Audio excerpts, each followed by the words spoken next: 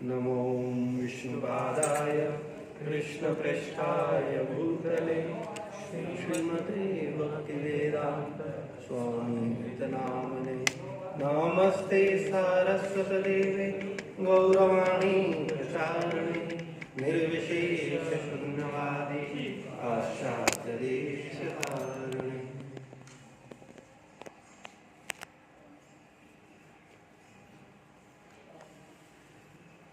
हरे कृष्णा।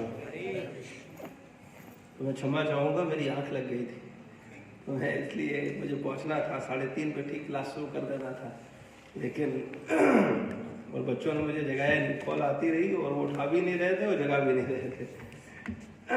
तो हम लोग कहाँ थे? एक तो कृष्ण की ओर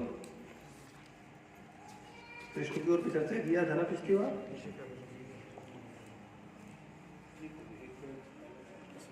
हैं?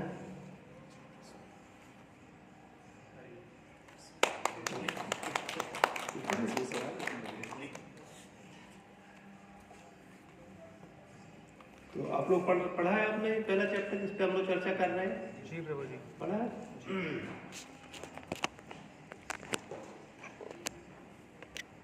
आगे चलते हैं। कल हम लोग यहाँ तक पढ़ा था पिछली बार, उसके आगे इस प्रकार सुख की अलग अलग श्रेणियां होती हैं, किंतु इन सब में सर्वोच्च सुख क्या है? श्री कृष्ण अर्जुन से कहते हैं, सुखमात्यंतिकम यतत् बुद्धिग्राह्यमितीन्द्रियम् वेति यत्र न चैवायम् स्थित चलति तत्वतः। उस परमानंद की स्थिति समाधि अवस्था में साधक दिव्य इंद्रियों के द्वारा अत्यंत दिव्य सुख का अनुभव करता है। इस प्रकार स्थित हुआ साधक सत्य से कभी विचलित नहीं होता।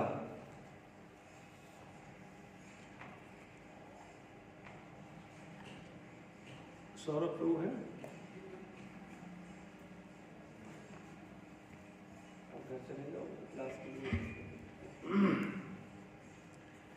तो उस परमानंद की स्थिति में साधक दिव्य इंद्रियों के द्वारा अनंत दिव्य सुख अनुभव करता है।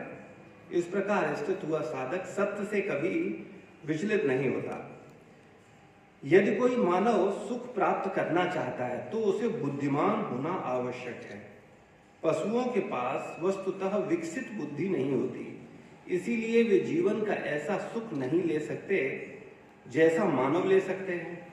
एक मृत व्यक्ति के हाथ, पैर, आंख, नाक आदि सब इंद्रियां होती हैं, फिर भी वह आनंद नहीं ले सकता। ऐसा क्यों? ऐसा इसलिए होता है क्योंकि सुखानुभव करने वाली चेतना शक्ति उस शरीर से लुप्त हो चुकी है और शरीर में कोई शक्ति नहीं बची होती। यदि हम थोड़ा बुद्धिपूर्वक इस पर और अधिक विचार करेंगे तो पाएंगे कि ये वास्तव में सुख का अनुभव कर रहा था। वह शरीर नहीं था, अपितु उसके भीतर रहने वाली सूक्ष्म चेतना थी। मनुष्य चाहे समझे कि वह शारीरिक इंद्रियों के माध्यम से सुख उठा रहा है, किंतु वस्तुतः सुख भोक्ता तो आध्यात्मिक स्फुलिंग है। उस स्फुलिंग में सदा आनंदोपभोग करने का सामर्थ्य रहता है, किंतु भौतिक आवरण के कारण वह सामर्थ्य हमेशा अभिव्यक्त नहीं होता। हमें पता हो या नहीं, उस चेतन स्फुलिंग की उपस्थिति के बिना शरीर के लिए आनंद का अनुभव करना असंभव है। यदि किसी पुरुष को सुंदर मृत स्त्री का शरीर दे दिया जाए तो क्या वह उसे स्वीकार करेगा? कभी नहीं, क्योंकि उस शरीर से आध्यात्मिक स्फुलिंग बाहर निकल चुका है। पहले आध्यात्मिक स्फुलिंग उसी स्त्री शरीर में न केवल आनंदोपभोग ही कर रहा था, अपितु उस शरीर की देखभाल भी कर रहा था। जब वह आत्म स्फुलिंग निकल जाता है तब शरीर नष्ट हो जाता है। तो आप लोग हमारे साथ साथ श्लोक का अर्थ बोलिए। भगवत गीता के 6वें अध्याय का 21वां श्लोक है। उस परमानंद की स्थिति में साधक दिव्य इंद्रियों के द्वारा अनंत दिव्य सुख का अनुभव करता है। इस प्रकार स्थित हुआ साधक सत्य से कभी विचलित नहीं होता। क्या कहा जा रहा है बताएगा कोई? हमने अभी पढ़ा, इसका मतलब क्या है?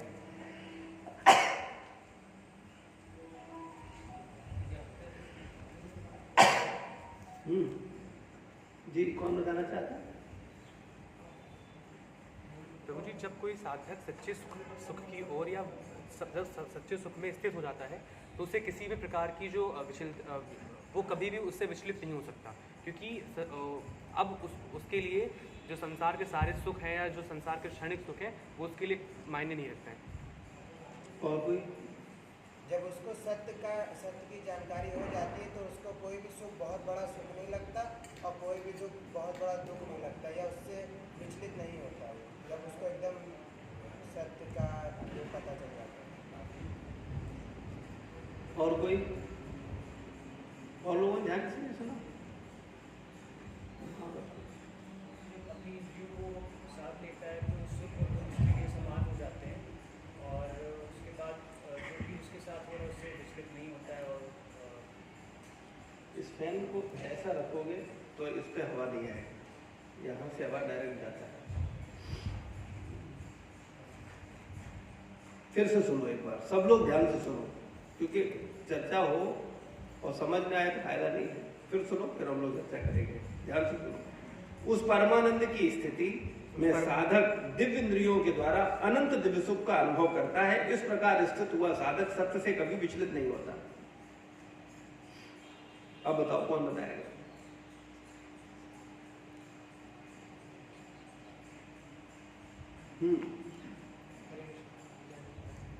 प्रभु जी, मतलब जब हम परमेश्वर का ध्यान कर रहे हैं, उनके ऊपर जब हमारा पूरा का पूरा स्थित है, केंद्र बिंदु वही है, हम उन्हीं पे ध्यान लगा रहे हैं अच्छे से, तो हमारे अंदर जो वो हमें जो गुण देते हैं, कृपा करते हैं हम पे, अगर थोड़ी सी भी कृपा होती है तो हम कभी विचलित नहीं होते। और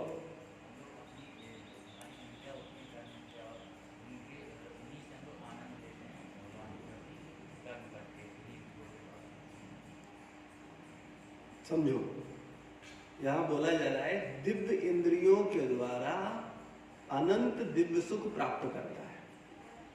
ठीक है? और ऐसी स्थिति पर पहुंच करके फिर वो सत्य से कभी विचलित नहीं होता। लेकिन इसमें समझने वाली बात यह है कि विचलित कब नहीं होगा और कब विचलित होगा। हम लोग विचलित होते हैं। क्यों विचलित होते हैं?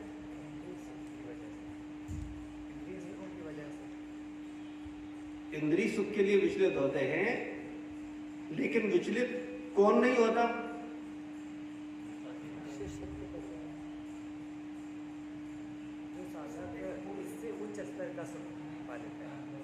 हाँ, तो इससे उच्च स्तर का सुख उसको मिलता, वही तो बात चल रही है। उसी को बोला जा रहा है जो दिव्य इंद्रियों से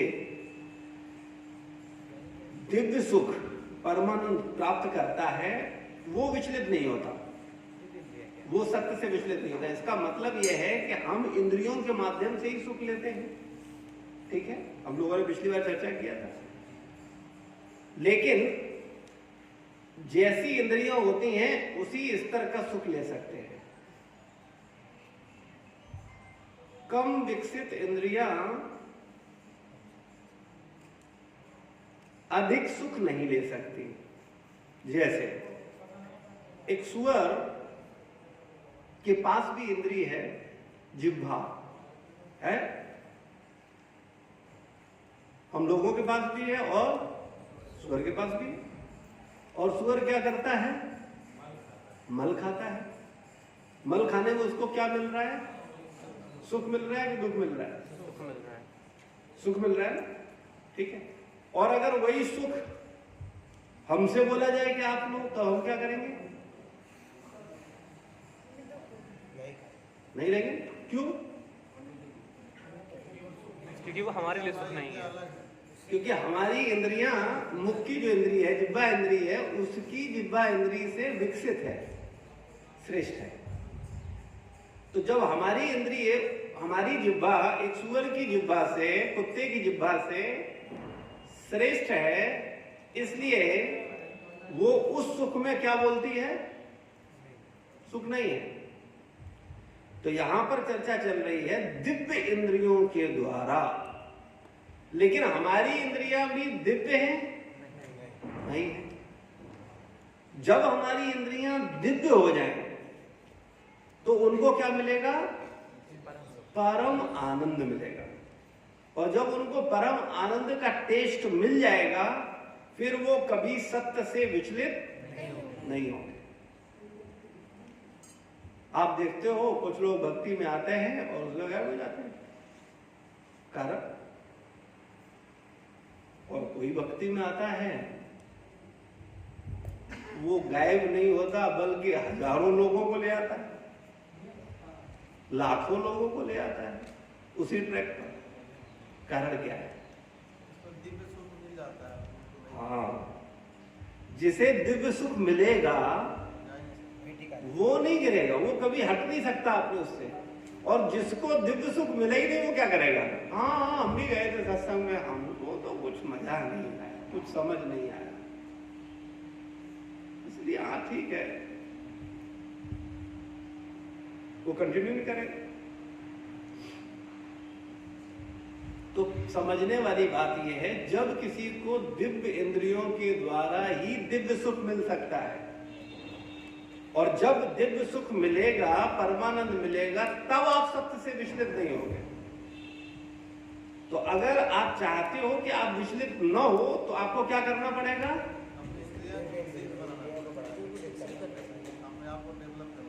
एक एक करके क्या करना पड़ेगा? अपने इंद्रियों को दिव्य बनाना पड़ेगा। हाँ, वेरी गुड। अपनी इंद्रियों को क्या करना होगा? दिव्य बनाना होगा। जैसे मनुष्यों में भी कई मनुष्य कैसे हैं? कम विकसित चेतना वाले हैं, और मनुष्यों में कई मनुष्य अधिक विकसित चेतना वाले हैं। जैसे आप देखोगे जंगल के अंदर आदिवासी लोग कच्चा मांस खा जाते हैं, और कई बार वो भून करके खाते हैं। तो कच्चा मांस अगर खा रहा है तो वो भी मनुष्य, और उसके पास भी जिह्वा है, लेकिन वो मांस को भूनने का भी इंतजार नहीं कर रहा है। वो क्या कर रहा है? उसको ऐसे ही खा रहा है। तो उसको वो सुख नहीं समझ आ रहा। जिसको समझ आ रहा है वो उसको भून करके खा रहा है। और ज्यादा विकसित चेतना वाला है वो मसाले डाल करके खा रहा है। और विकसित चेतना वाला है वो क्या कर रहा है? उसको तंदूर में पका करके खा रहा है। और विकसित चेतना वाला है वो उसमें और उसकी वैरायटी ऑफ नॉनवेज तैयार कर रहा है और उसे खा रहा है। और विकसित चेतना वाला व्यक्ति है वो कह रहा है अरे ये मांस में कौन सा सुख है, मांस तो खाना ही नहीं। और अधिक चेतना वाला व्यक्ति है वो शाकाहारी भोजन कर रहा है। उससे भी अधिक विकसित चेतना वाला व्यक्ति है वो शाकाहार में भी विचार कर रहा है कि ये अच्छा शाकाहार नहीं है और ये अच्छा शाकाहार है। और अधिक विकसित चेतना वाला व्यक्ति है वो प्याज और लहसुन नहीं खा रहा है, और जो तमोगुणी शाक और सब्जियां भी है उनका भी सेवन भी नहीं कर रहा है। और अधिक विकसित चेतना वाला व्यक्ति है वो उस शाकाहार में तो शुद्ध शाकाहार को तो चुन ही रहा है, लेकिन उस भोजन को भी बिना भोग लगाए, बिना भगवान को अर्पण किए नहीं खा रहा है। और विकसित चेतना वाला व्यक्ति है वो बिना भगवान को भोग लगाए खाता ही नहीं है। कितनी कैटेगरी होगी, है कि नहीं ये संसार? ऐसे लोग रहते हैं कि नहीं रहते? अब आप किसे विकसित चेतना वाला कहेंगे? एक जो कच्चा मांस खा रहा है वो विकसित चेतना वाला व्यक्ति है, जब बिना भगवान को भोग लगाए शाकाहार भी नहीं कर रहा है, शुद्ध शाकाहार भी नहीं कर रहा है, वो विकसित चेतना वाला व्यक्ति। जो लगाए बिना नहीं खा रहे हैं, चेतना वाला। समझ रहे हैं आप? तो उस चेतना पर जब व्यक्ति पहुंचता है और वैसा कार्य किसी नियम बस नहीं, प्रेम बस करता है। हम लोग कैसे ये कार्य करते हैं? नियम बस। अरे बोला गया है भाई बिना भोग लगा के मत खाओ, तो हमको बिना भोग लगाए खाना नहीं है ना? तो नियम है भाई, हमको 4 नियम बताए गए हैं, उन चारों नियमों का हम पालन करेंगे। और अगर आपका भगवान से प्रेम होगा तब हम बिना भगवान को ऑफर किए बिना भगवान को भोग लगाए बिना खाएंगे। और अगर गलती से खा लेंगे तो अंदर हृदय में पश्चाताप होगा, कुंठा होगी, अरे मैंने ये क्या किया, आज मैंने बिना ही भोग लगाए खा लिया, कैसे खा लिया मैंने। तो ये भेद है किसमें? चेतना। तो दिव्य इंद्रियां। अब प्रश्न उठता है, जिह्वा तो सबके पास है, पशुओं के पास भी है, मनुष्य के पास भी है, लेकिन मनुष्यों में जिह्वा विकसित है या पशुओं में विकसित है? मनुष्यों। और मनुष्यों में भी कितनी वैरायटी है, कितने मनुष्यों के पास, सब सारे मनुष्यों के पास जिह्वा है ना? और हम लोगों ने जिह्वा की अभी तुलना करी। तो भगवत गीता में भगवान बोल रहे हैं दिव्य इंद्रियों के द्वारा। अभी कौन से मनुष्य की इंद्रिय दिव्य है? जो कच्चा मांस खा रहा है उसकी, जो पका मांस खा रहा है उसकी, जो मांस ना खा के शाकाहारी भोजन कर रहा है उसकी, या जो शुद्ध शाकाहारी भोजन कर रहा है उसकी, या शुद्ध शाकाहारी भोजन को भी भगवान को अर्पण करके कर रहा है उसकी। किसकी इंद्रिय दिव्य है? इसमें किसी को कोई डाउट तो नहीं है? अगर डाउट हो तो निसंकोच पूछो। है किसी का कोई प्रश्न, कोई डाउट नहीं? तो दिव्य इंद्रिय से क्या होता है? परम आनंद प्राप्त होता है। लेकिन उस दिव्यता तक पहुंचना होगा। ऐसा नहीं है कि हम अगर भगवान को भोग लगा करके खा रहे हैं तो अब हमारी इंद्रिय दिव्य हो गई, नहीं। इसका अभ्यास कम से कम 10-20 साल करना होगा, कम से कम, मिनिमम कितना? 10-20 साल। तब क्या होगा? 20 साल तक अगर आप बिना भोग लगाए नहीं खाओगे, भगवान को भोग लगा करके खाओगे, तो वो भगवान को जब भोग लग गया है भोजन, तो वो भोजन कैसा हो गया है? साधारण है कि दिव्य है? दिव्य है। तो जब दिव्य चीज के संपर्क में ये इंद्रिय आएगी तो ये इंद्रिय दिव्यता को प्राप्त हो जाएगी। और इंद्रिय का कार्य क्या है? बोलना। मुख के 2 कार्य है ना, स्वाद लेना और बोलना, बात करना। इस पे चर्चा कर लेते हैं। पशु भी बोलते हैं, ठीक है, मनुष्य भी बोलते हैं।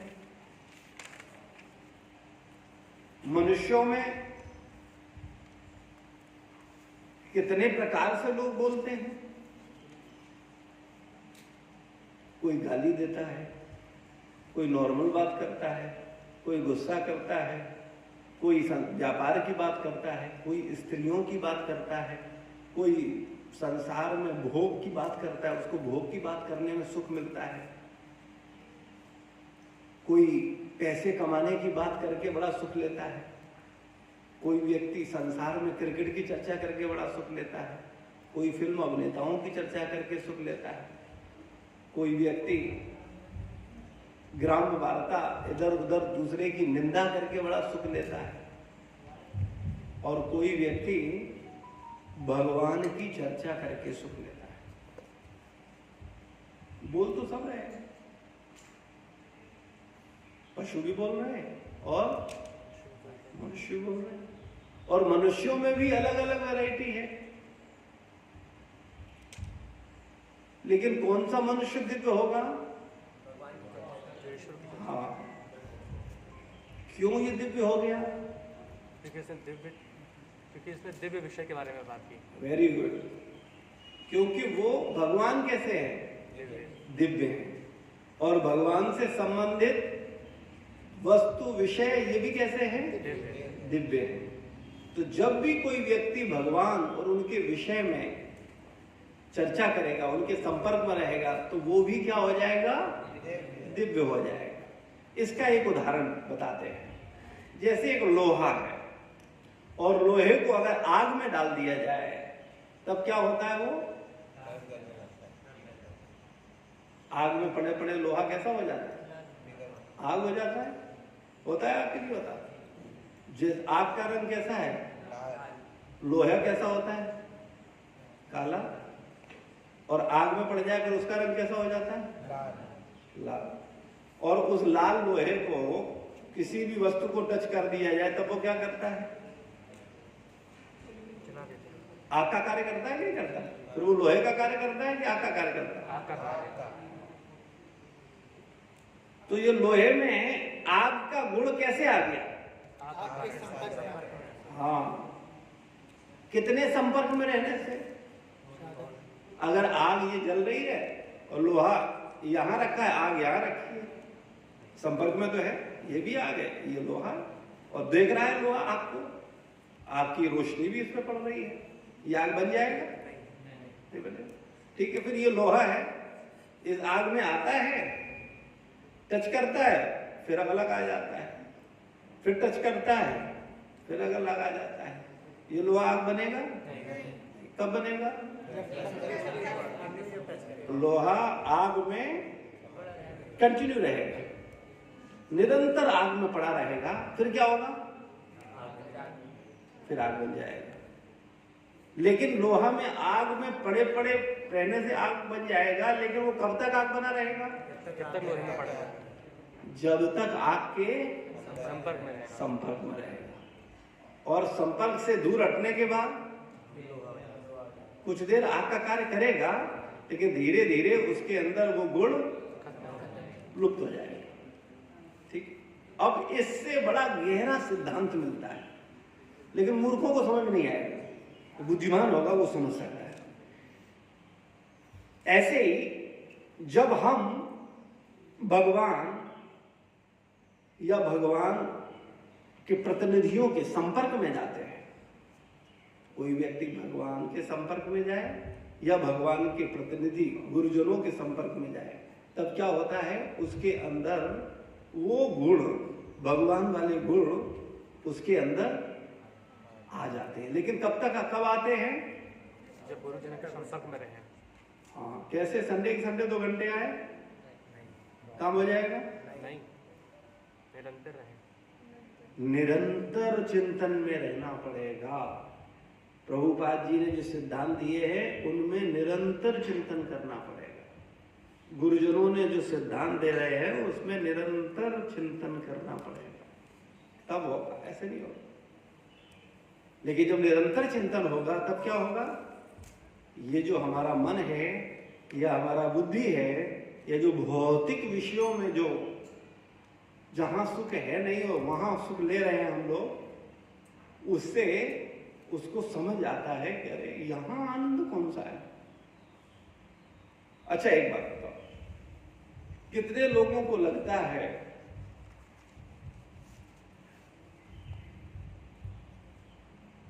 कि भोजन में आनंद है?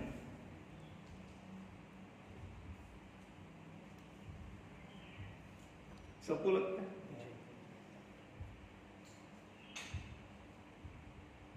भोजन में आनंद नहीं है, भोजन में सुख है, प्रसाद में आनंद है।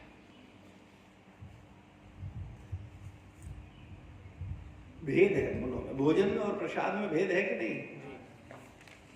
भोजन में क्या है? आनंद है, सुख है, लेकिन वो सुख कैसा है? क्षणिक है। ठीक है, कितना क्षणिक है? जब तक हम लोग चर्चा कर चुके हैं, बहुत क्षणिक है। ठीक है, स्त्री में आनंद है? नहीं, सुख है। सुख है। अच्छा चलो, क्या स्त्री में केवल सुख है? नहीं। क्या है? सुख भी है और दुख भी है। लेकिन हमको क्या लगता है? ये सिर्फ सुख है। जैसे उदाहरण स्वरूप एक काली लड़की है, एक गोरी लड़की है, एक बड़ी सुंदर स्वरूप वाली लड़की है, ठीक है? तीनों में एक सा आनंद है, एक सा सुख है।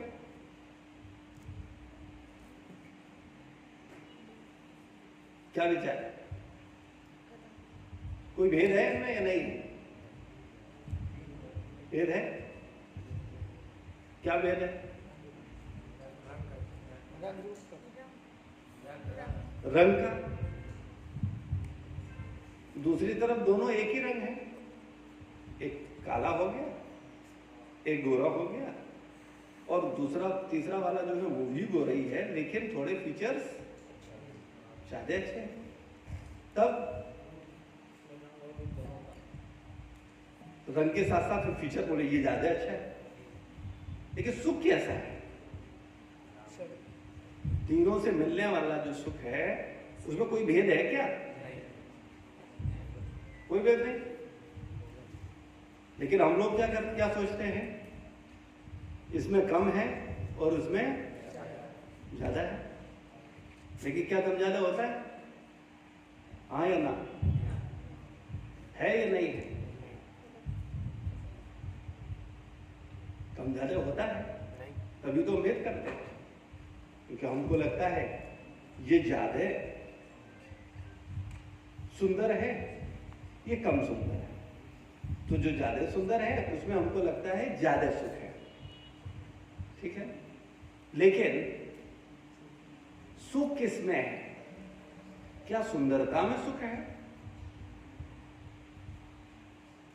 तो इसमें दो प्रकार के मनुष्य हैं। एक गधा मनुष्य है, जिसे नर पशु बोलते हैं, उसमें कोई विवेक नहीं है। वो क्या सोचता है? नहीं नहीं, जो सुंदर है उसमें बड़ा सुख है, क्योंकि जहां जाओ, जो साथ में जाए, हर व्यक्ति देखते ही रह जाता है, अरे वाह इतनी सुंदर। तो उसको क्या लगता है? उसमें ज्यादा सुख है। लेकिन जो बुद्धिमान व्यक्ति है वो जानता है कि गुणों में सुख है, ना कि सुंदर चेहरे में सुख है। अगर कोई स्त्री या किसी की पत्नी या किसी की प्रेमिका बहुत सुंदर है, लेकिन व्यभिचारिणी है।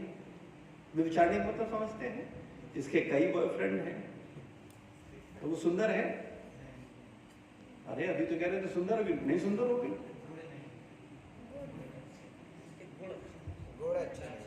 लक्षण है, हाँ। तो और शरीर की सुंदरता कितनी देर के लिए है? इसके पीछे आपको एक सुंदर कहानी सुनाते हैं।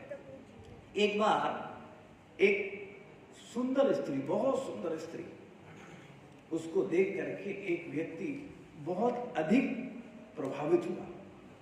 किससे? उसकी सुंदरता से।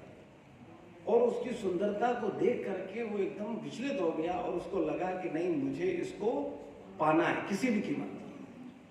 और वो आगे पीछे जो उसको करना था सब कुछ करने लगा कि किसी भी तरह से मुझे ये स्त्री मिल जाए।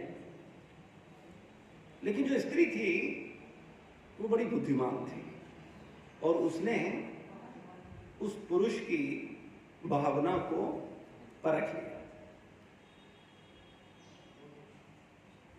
तो उस लड़के ने उस स्त्री को जाकर के प्रपोज किया कि मैं तुमसे शादी करना चाहता हूं और आजीवन तुम्हारे साथ रहना चाहता हूं। तो उस स्त्री ने कहा, ठीक है, आपका विचार उत्तम है, आप 15 दिन बाद मेरे घर पर आइए और फिर हम लोग मिलकर के बैठ करके बात करेंगे कि कैसे हम लोग आगे बढ़े। तो व्यक्ति बड़ा खुश हो गया कि अरे ना कर रही थी, लेकिन ना तो नहीं किया। अभी उसके 15 दिन बाद बुलाया तो वो क्या करने लगा, एक एक दिन इंतजार करने लगा। अभी सोचो 15 दिन बाद उसकी इच्छा पूरी होने वाली है, वो क्या करेगा, एक एक घंटा उसका बड़ा भगवत ध्यान में जा रहा है, मुश्किल से बीत रहा है। मुश्किल से बीत रहा है। किसके चिंतन में? उसके स्त्री के चिंतन में। और कैलेंडर पर एक एक दिन काट रहा है। अभी आज 14 दिन, 13 दिन, 12 दिन, 11 दिन, 10 दिन, और करते करते होते होते वो दिन आ गया जिस दिन उसे उसके पास जाना था। अभी बड़ा अच्छे से तैयार होता है, उसके पास जितने कपड़े हैं सारे कपड़ों को पलट देता है, ये वाला नहीं, ये वाला नहीं, ये वो वाला, ये वाला, और जितने कपड़ों में से सबसे सुंदर कपड़ा होता है उसको निकाल करके क्या करता है, पहनता है। फिर इत्र लगाता है और पूरी तैयारी के साथ भागता है। कहां? उस स्त्री से मिलने के लिए। बेल बजाता है, एक स्त्री आती है, दरवाजा खोलती है, और दरवाजा खोलते ही बड़ा विचलित हो जाता है, क्योंकि उस कमरे में बड़ी स्मेल आ रही होती है, बड़ी गंदी बदबू आ रही है। और जो स्त्री होती है वो एकदम पतली, जैसे खाल उसकी हड्डियों में चिपक गई हो, बिल्कुल कंकाल जैसा। तो वो उस स्त्री को देख करके बड़ा विचलित होता है, और उसको देखते ही वो स्त्री बोलती है, क्या तुम मुझसे विवाह करोगे?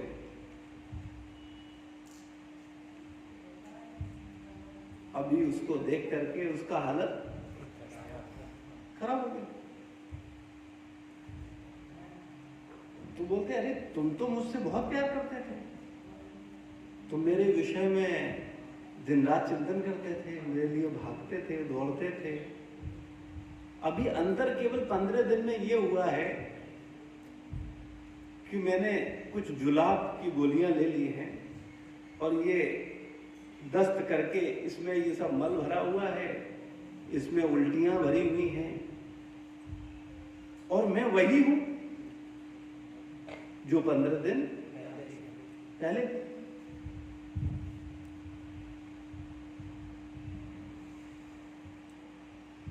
तो कहने का मतलब है, इस संसार में हम प्रेम किसको करते हैं, हम किससे आकर्षित हो रहे हैं? वो मल मूत्र से, कैसे? अंतर केवल इतना ही है ना कि जब तक शरीर में मल भरा हुआ है तब तक ये शरीर कैसा है, बड़ा सुंदर है।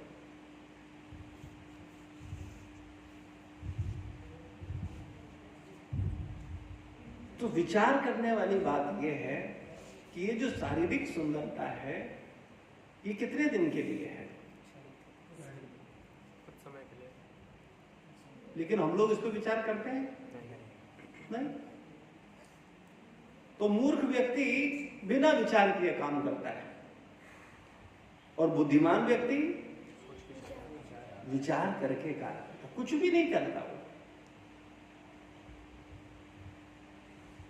तो हम सब लोगों को ये समझना चाहिए कि वास्तविकता में मनुष्य जीवन का लक्ष्य क्या है।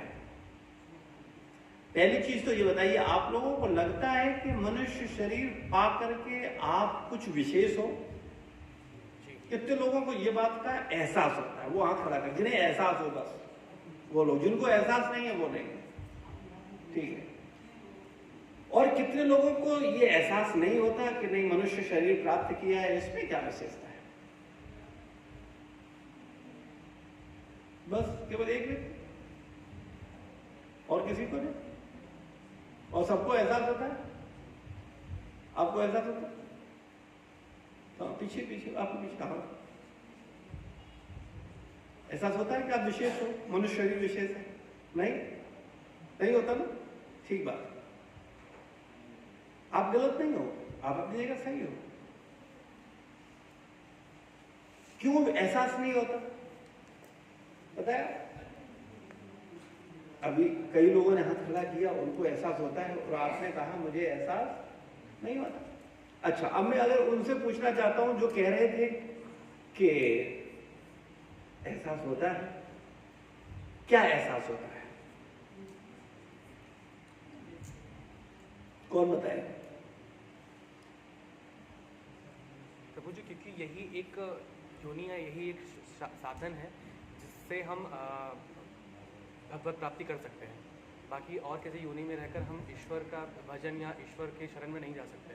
सिर्फ मनुष्य तन से ही हम ईश्वर को प्राप्त कर सकते हैं। चलो ठीक है, और एक एक करके सही गलत का फर्क कर सकते हैं, इसमें हम सही गलत का फर्क कर सकते फर्क कर सकते हैं। सही गलत से फर्क करने का अर्थ है हैं। कौन सी चीज सही है, कौन सी चीज नहीं है। पशु फर्क नहीं कर पाते? पशु फर्क कर पाते हैं या नहीं? क्या सही है और क्या गलत है? अगर एक गाय के सामने, भैंस के सामने, बकरी के सामने मांस रखा जाए तो खाएगी? क्यों? क्योंकि वो जान रही है कि ये सही नहीं है। और एक शेर के सामने घास रखा जाए तो वो उसे खाएगा? वो भी फर्क कर रहा है। प्रभु जी, उसमें वो फर्क स्वाद का कर रहे हैं, उसमें ये नहीं कर कि चीज सही है कि गलत है, उसमें जो चीज का स्वाद उनको मिल रहा है वो चीज ग्रहण कर लेते हैं। ठीक है, और कोई बताएगा? प्रभु जी, हम उनसे अच्छा जीवन उनके मुकाबले मानव शरीर अच्छा जीवन जी रहा है, कैसे? उन्हें बात कर नहीं, जंगल में तो सब बंधे नहीं होते। एक जंगल में जो पशु घूम रहा है वो तो बंधा नहीं है। आप सोचते रहते हो और वो खुल करके एंजॉय करता है। आप मैथुन का विचार करते रहते हो, कई बार आपको वो सुविधा नहीं मिल पाती, वो तो खुलेआम करता है।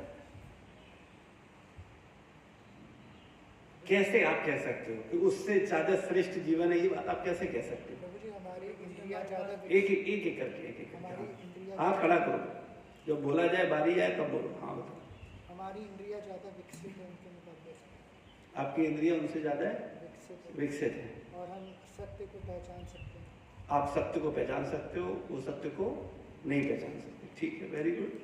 हाँ, और प्रभु जी ने आप पिछली क्लास में बताए थे, पिछली 3 क्लास पहले बताए थे कि प्रहलाद महाराज ने बताया था अपने सखा लोगों को कि यही एक शरीर है जिसके थ्रू अगर नाम मात्र का अगर भगवान की चेतना विकसित हो जाए तो हम इसे भगवत भक्ति प्राप्त कर सकते हैं।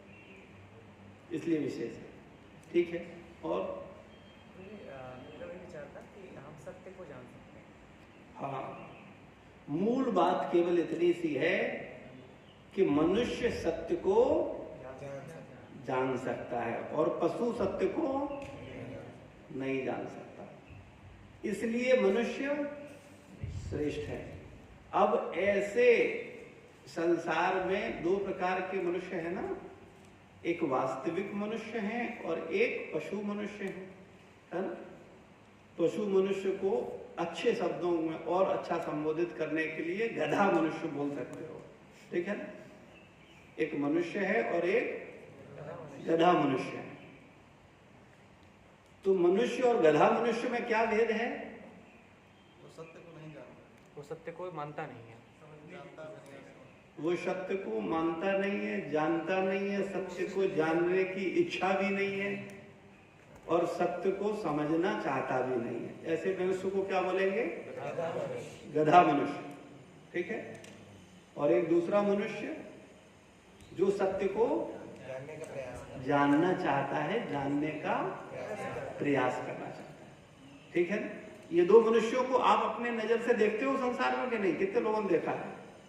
देखा है कि कुछ लोग तो सत्य को जानना चाहते हैं और कुछ लोग सत्य को जानना ही नहीं चाहते। वो कहते हैं अरे क्या फालतू का बात करते हो, सत्संग में जाओ, वहां पे गीता पढ़ो, क्या फालतू की बात है, टाइम खराब करना है, उससे कुछ होता है क्या?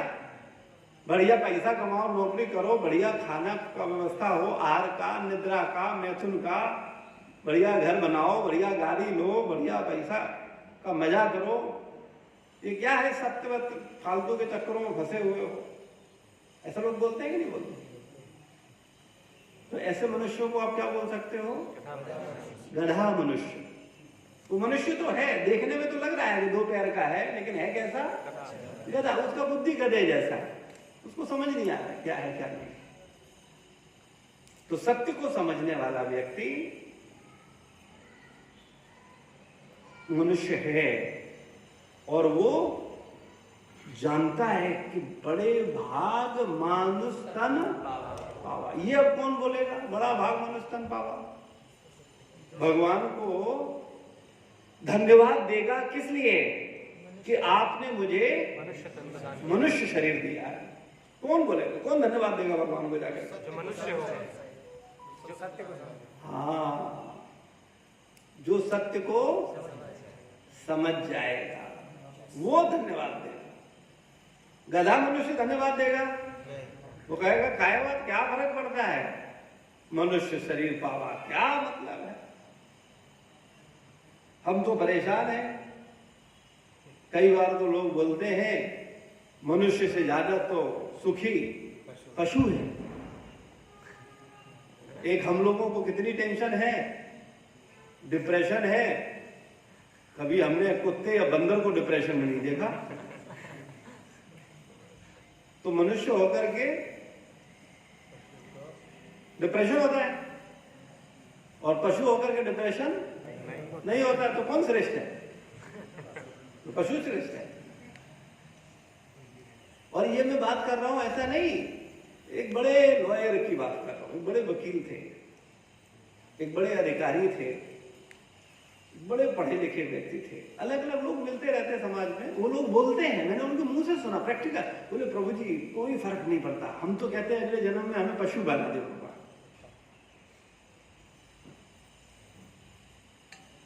तो ऐसी बात कौन बोल सकता है? जिसको भेद ही नहीं पता कि मनुष्य में और पशु में क्या भेद है। उसका तो विवेक ही नहीं है। उसको लग रहा है क्या फर्क पड़ता है। तो वो बोलेगा, भगवान को धन्यवाद देगा। तो मनुष्य शरीर बड़ा दुर्लभ है, बहुत दुर्लभ है, बहुत दुर्लभ है, आसान नहीं है। कई बार जिसको जो मिल जाता है वो उसका वैल्यू नहीं करता है। जैसे आप में से किसके पर्सनल अकाउंट में 1 करोड़ रुपया है? बताओ। आप हंसने रहते हो। किसी के अकाउंट में नहीं है पर्सनल? आपके पर्सनल अकाउंट में 1 करोड़ रुपए नहीं है? ठीक है। तो 1 करोड़ रुपए आपको कैसे लगते हैं? दुर्लभ लगते हैं। बुरे लगते हैं कि अच्छे लगते हैं? दुर्लभ लगते हैं। दुर्लभ लगते हैं। अच्छे वाले दुर्लभ लगते हैं कि बुरे वाले दुर्लभ लगते हैं? अच्छे वाले दुर्लभ लगते हैं ना। हाँ, अरे मेरे अकाउंट में भी होते हैं पर्सनल, तो कितना मजा होता है, कितना अच्छा होता है। ठीक है, ये किसको लगता है? उसके पास नहीं है। हाँ, और ऐसे मैं लोगों की लाइन लगा दूं जिनके पर्सनल अकाउंट में 1 करोड़ नहीं 100 करोड़ रुपए पड़े हुए हैं। तब वो लोग तो नाचने चाहिए। नाचते हैं क्या? एक व्यक्ति ले आओ दुनिया में, तो क्या अंतर हुआ? जिसके पास जो होता है वो उसको वैल्यू नहीं करता। आपके पास मनुष्य शरीर है तो आप इसको वैल्यू कर रहे हो? नहीं। लेकिन जिनके पास मनुष्य शरीर नहीं है वो समझ सकते हैं। और तो और मनुष्य शरीर है भी, लेकिन मनुष्य शरीर वाला चेतना नहीं है, वो भी धन्यवाद नहीं देंगे। जैसे अभी आपने कहा कि पशु में और मनुष्य में मैं कोई भेद नहीं कर पाता, मुझे लगता है क्या फर्क पड़ता है। लेकिन कब बोल पाते हैं हम ये? जब हमें भेद नहीं है, एहसास ही नहीं होता। और जिसको एहसास होगा, क्योंकि किसी भी अभी जो हम लोग चर्चा कर रहे हैं अभी लगभग आधे एक घंटे से, इस चर्चा में हम कुछ कुत्तों को बिठाएं, कुछ बिल्लियों को बिठाएं, कुछ सुअरों को, कुछ गधों को बिठाएं, ठीक है? एक आपकी सभा है मनुष्यों की, उधर कुछ गधे बिठाते हैं, उधर कुछ कुत्ते बिठाते हैं, कुछ सुअर, कुछ बिल्लियां बिठाते हैं और सेम चर्चा करते हैं जो आपसे कर रहे हैं, कोई उनसे करें। कुछ उनको समझ आएगा? तो कौन श्रेष्ठ हुआ? आप या वो? मनुष्य।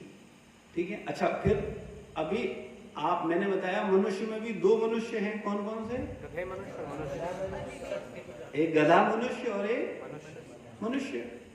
तो जो मनुष्य होगा उसको तो समझ आएगा, और जो गधा मनुष्य होगा वो बैठेगा तो बार बार घड़ी देखेगा, कितना हो गया, आज फंस गए, अगली बार नहीं आएंगे। क्यों? क्योंकि वो गधा मनुष्य है। वो मनुष्य तो है लेकिन है कैसा? गधा है। उसको समझ में नहीं आएगा, वो कहेगा अरे क्या बातें, फालतू की बातें कर रहे हैं, अरे चलो मूवी देखते हैं, कुछ मजा वाली बातें करते हैं, क्या फालतू इधर उधर की बात, ये वो ऐसा वैसा, सब बेकार बात है, कोई मतलब नहीं है। आओ कुछ मजा की बात करें, कुछ एंजॉय की बात करें।